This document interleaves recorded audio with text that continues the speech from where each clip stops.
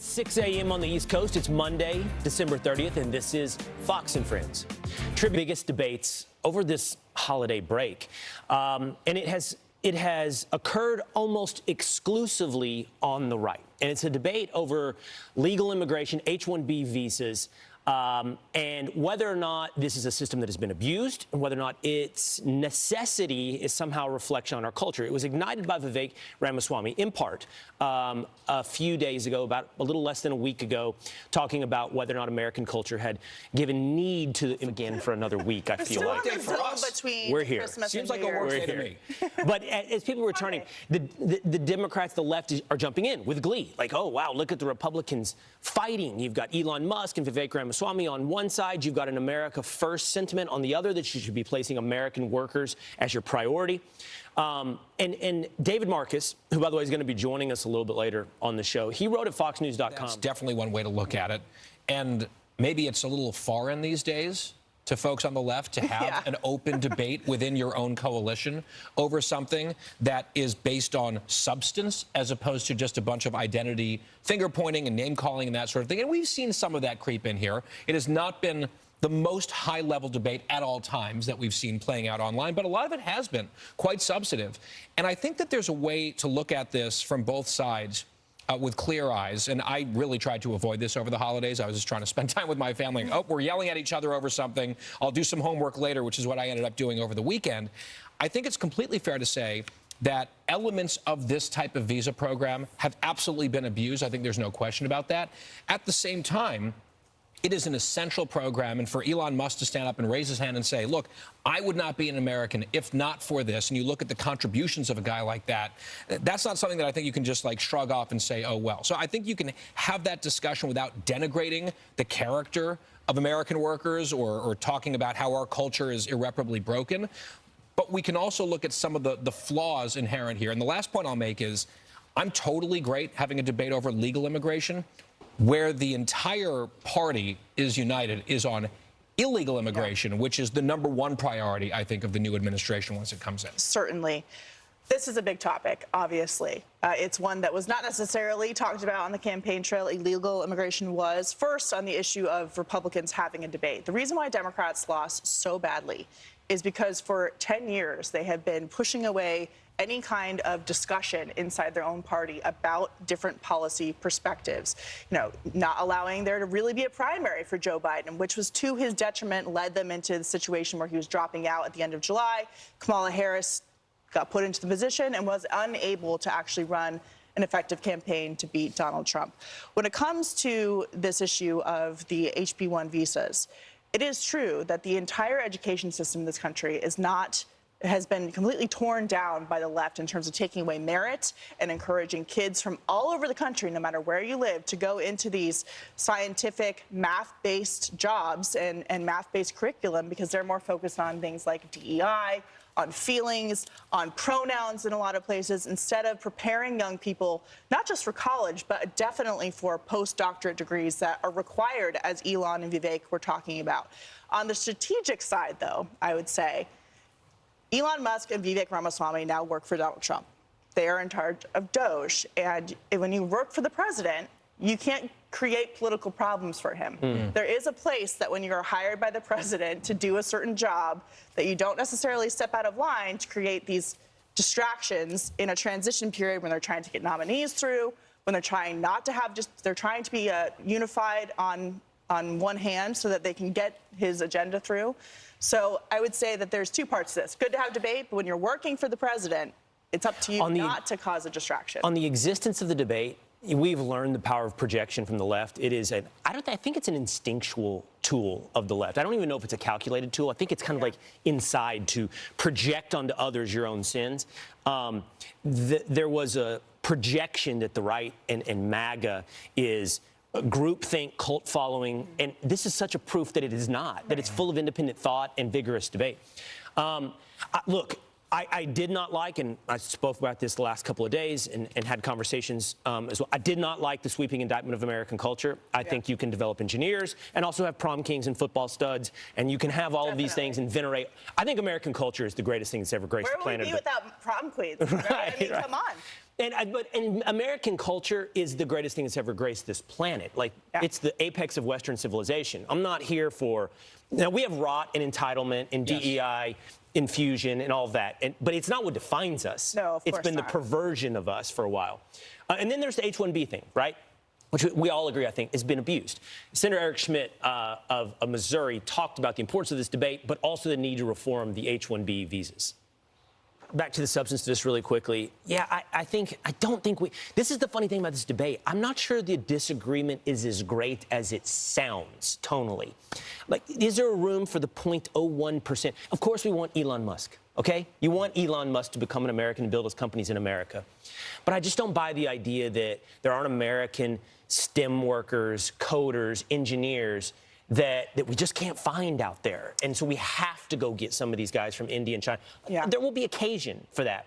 But we also know there are Americans being boxed out of jobs because you can bring foreign workers in cheaper. 100%. And you can indenture them to a company because their H-1B visa is tied to the company. There's a lot of advantages in the name of what some would call capitalism, and I would say corporatism. There's a lot of corruption that's happened with the companies who, in some cases, there are lots of examples of this, of the company hiring new foreign workers and then forcing the American workers to train their incoming replacements and then firing them and bringing in the cheaper labor. So there is a lot of corruption with that. But when it comes to the education system, there's a reason why America's kids have been dumbed down.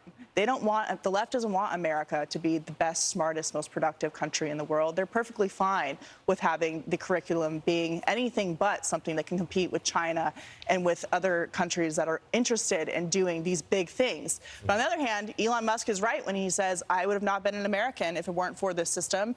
And I know a lot of people in my companies who are Americans now as a result of these programs, and they're necessary to doing these amazing things that we're doing on the private sector through SpaceX and Tesla and otherwise. Yeah, and again, I'm not saying that this is an illegitimate debate or an unimportant one. I think it is legitimate and important.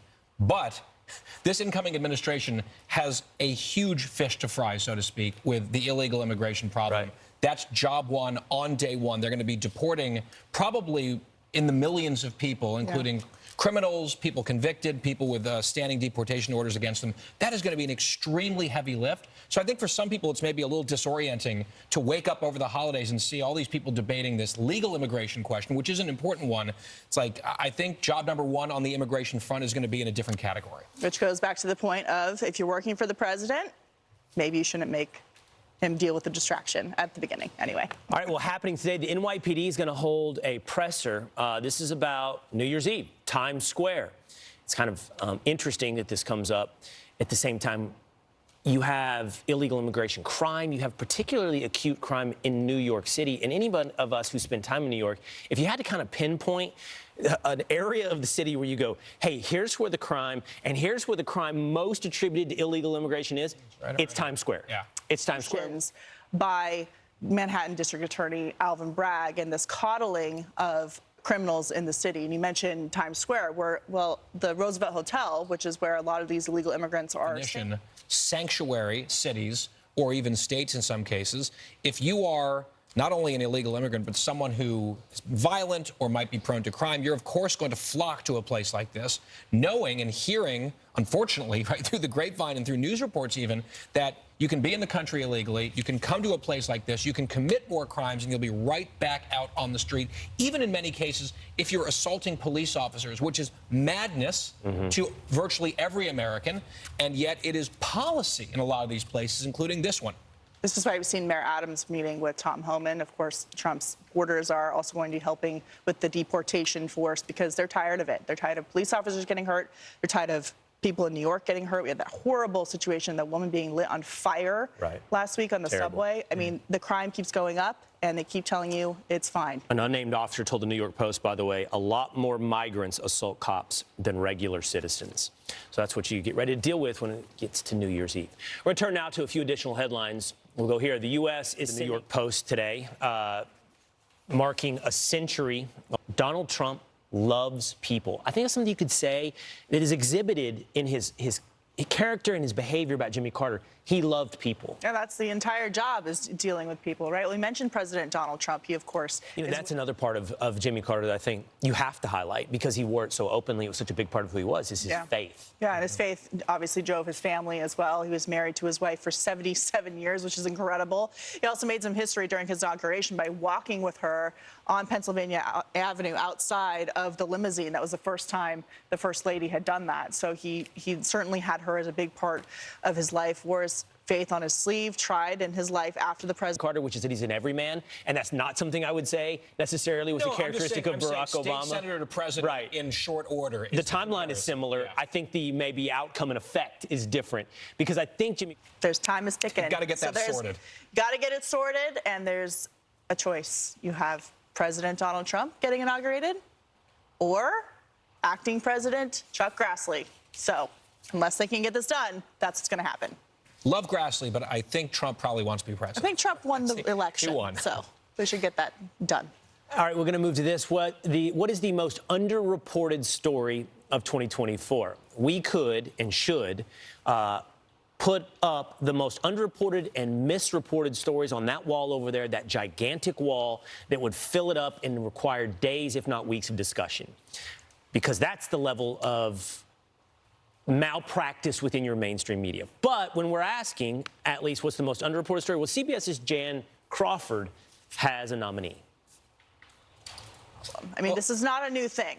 I do want to just say, in fairness to Jan Crawford, she seems like one of the last few sane people over in the mainstream media at that network and elsewhere. Because, guys, she's done this on a couple of issues recently. It's not like a one-off on this. She has spoken after out. Biden lost. What was the other also, issue? Even what was the issue? There was an internal call. There was an internal call at CBS that was revealed where she was criticizing leadership about the way they were handling, and I can't remember the exact story. It was because the woke team at that network was really angry that one of her colleagues had asked tough questions of a virulently anti-Israel author, and she basically said, "This is a joke. What is wrong with you?" So I want to give her some credit, but not the media broadly on this particular issue. To Katie's exact point, I remember, so I think the news story that she's talking about, like what's just emerged, was this Wall Street Journal piece in the last couple of days. But there was a previous Wall Street Journal piece before that debate, and I mean, this is an issue that's dated back years, but even within the context of this year, the Wall Street Journal went there prior to that debate, and boy, people were tearing the bark off of them. Even fellow journalists saying, it's inappropriate. The Democrats, of course, went crazy. And all the gaslighting, a word that we just heard there, blew up in the span of about 22 minutes on a debate stage. And all the observations that we had been making, for example, here, and just a lot of Americans watching this president and not seeing him very often, all of those observations were confirmed. And it was just astonishing and breathtaking, even understanding the bias that the media has. It was wild to watch them turn on a dime from he's fine, 4 more years, to get him out in the span of 20 minutes, and was all 100% in pursuit of political power. That was it. And Katie, you're 100% right that it's sort of like you crossing the finish line of the marathon at the end of the night after everyone else has already gotten there, in terms of her saying that. And yet it's still controversial for her to say it in that environment. I do think that's true. Meaning at that table, in that environment, everybody else is like, oh my God, how could she be saying this? That is true, but the timing is interesting. It's amazing that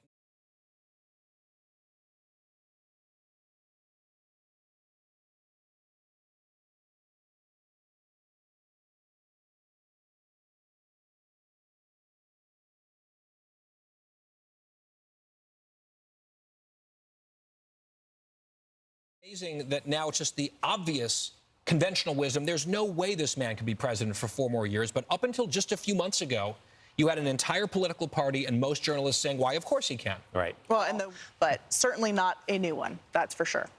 Well, turning now to our... Yeah, really sad story. You know, a question, my Fox and Friends Weekend co-host, Rachel Campos Duffy, I give her a hard time. I make fun of her. All right, to our lead story. Former President Jimmy Carter passing away. 8 a.m. here on the East Coast. It's Monday, December 30th, and this is Fox and Friends. That was born out of his Christian faith. He was a devout Baptist. That was not something that he gave lip service to. It's something that he lived, right? A lot of politicians talk about faith in front of cameras and might be a little different elsewhere. Jimmy Carter, absolutely rock-solid man of faith. He was a Sunday school teacher for many years as well. And he also just, you were making this point earlier, Will, loved people. And that's, you see a common theme. Most successful politicians, not all of them, some of them are colder, but a lot of people have a warmth to them, and they very much of who Jimmy Carter was. That love of people was on display both in the primary and general election of this recent presidency. I mean, Donald Trump, McDonald's, walking into small bodegas in the Bronx, loving to be around people. And I like your point, guy. Like, I think if you ever meet a politician, it's one of the things that I do think distinguishes really good politicians from your average politician, and it's not learned. Like, you can tell, do you like being around people? Right. Let's talk more about Joe Biden, because he has some regrets, wishes he had done some things differently. Now that he is on the doorstep of walking out of the White House, he's looking back and saying, hey, what could I have done differently? And the main thing seems to be he wishes he would have stayed in the race. He thinks he could have won with some of the reports over the weekend. Somewhat delusional that he thinks he could have won. Because, I mean, he did give us all this evidence when he took the stage in that debate against Donald Trump.